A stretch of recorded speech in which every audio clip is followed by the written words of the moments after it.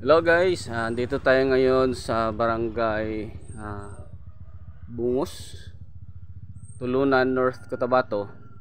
At ito po yung banana plantation, Cavendish variety, na tutulungan po natin makarecover laban po sa Fusarium oxysporum 3-4 disease, or mas kilala po na Panama disease.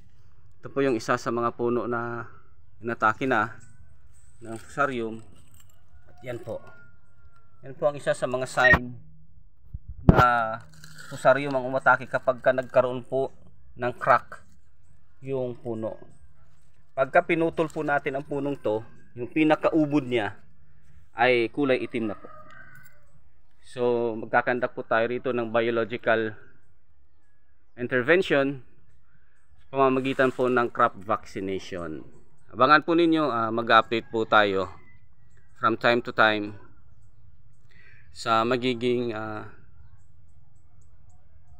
resulta po ng ating intervention.